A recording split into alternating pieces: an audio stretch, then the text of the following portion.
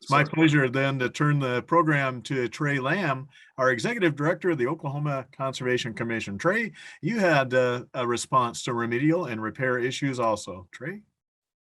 Thanks, Ray. It's great to hear about what's going on in West Virginia. And with our 2,107 dams, our appropriations that we've been targeting towards flood control, operation and maintenance, has been $500,000. So as you can see, that's a real challenge when you have that many dams. I think if we ask for $1 million a year, that's about $500 that we can spend per dam. So it's a real challenge to keep up with just the traditional operation and maintenance. But what brought us really to this discussion and the working group that eventually developed the white table was that over the past 30 years, local sponsors, the Oklahoma Conservation Commission and NRCS have recognized the deterioration of corrugated metal pipes, those components in flood control structures. And in Oklahoma, at least out on the farm, we call these things tin horns or culverts. And so farmers and ranchers who deal with these as just in their normal daily operations realize that when you expose a corrugated metal pipe to continuous water and in a lot of cases with some oxygen, you're going to get rust and you're going to get deterioration, and eventually those pipes are going to have to be replaced. And they were utilized in 400 dams, over 400 dams in Oklahoma. And Chris Stoner, our state NRCS engineer, will review the details of where we are in Oklahoma and the progress we've made on working on these dams. But as you can see in the pictures there, we have all the similar issues that other states have. One fact that we did discover was common word definitions may have confused these issues somewhat, and certainly were an issue over the years. Our NRCS partners who went along on some of these inspections with local conservation boards and employees would see an issue with a pipe and label it as an operation and maintenance or a maintenance issue. And the Conservation District Board might not understand exactly what maintenance meant. And to them, maybe that just meant repair. And their thinking may have been that, yes, this is a problem that needs to be fixed, and we'll solve this problem like we do other problems by working together as a local conservation district, a state agency, and the NRCS. But being a maintenance issue in the past, sometimes these have been deemed strictly a problem or a concern for the local conservation district board, and the response was placed on that board. And that's where a definition within the NRCS policy an update could really allow the structure to be repaired and to sustain those long-term benefits. And the sponsors here in Oklahoma and our Conservation Commission have repaired some of these dams. Chris will talk about that. We've been able to slip line some and replace some towers over time.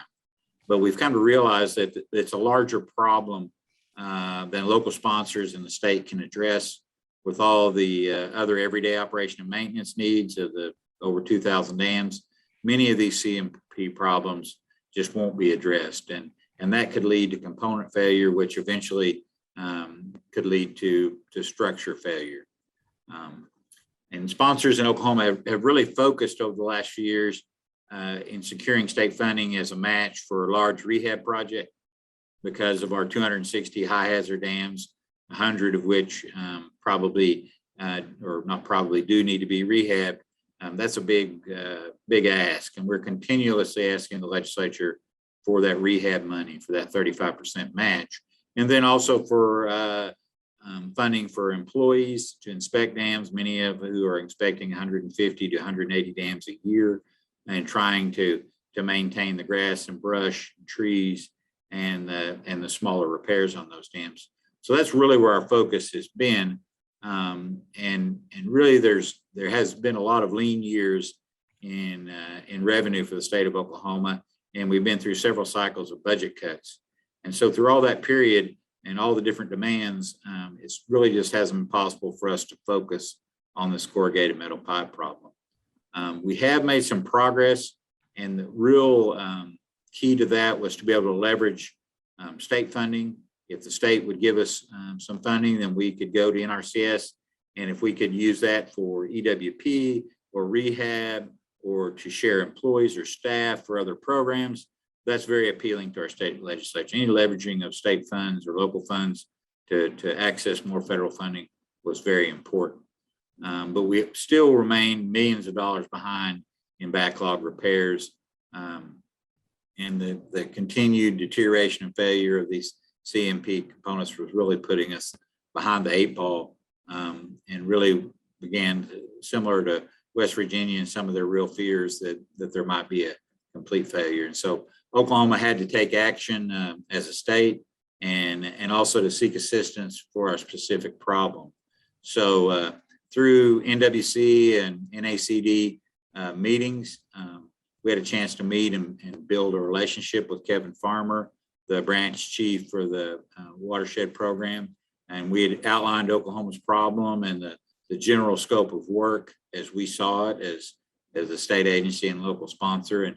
And then trying to be a good partner, our agency offered to utilize the state funds that we'd been able to gather up over the last few years through appropriations to be a match for federal funds.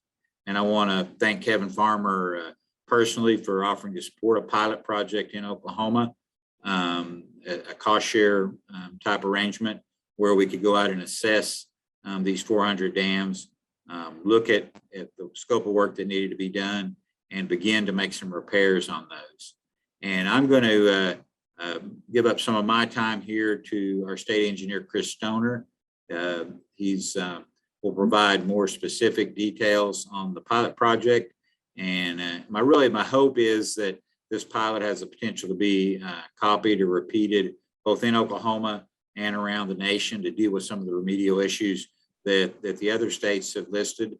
And I think the key here is communication and flexibility and great partnering are what have allowed this to progress to this point, and really have started to bring about success. And then if after Chris has told our Oklahoma story, be glad to answer any questions either about our program or give some time to West Virginia to talk about their program as well. So Chris, I'll turn it over to you and let you talk a little bit about specific. I will say one thing here before we switch slides. This actually is a watershed. We never like to give up the opportunity to talk about a rehab program. This is Elk Creek 23D above Elk City in western Oklahoma, and a construction progress update we had our local partners, the city of Elk City, Secretary of Agriculture, Conservation Commissioner, and Congressman Frank Lucas on the site to see this rehab.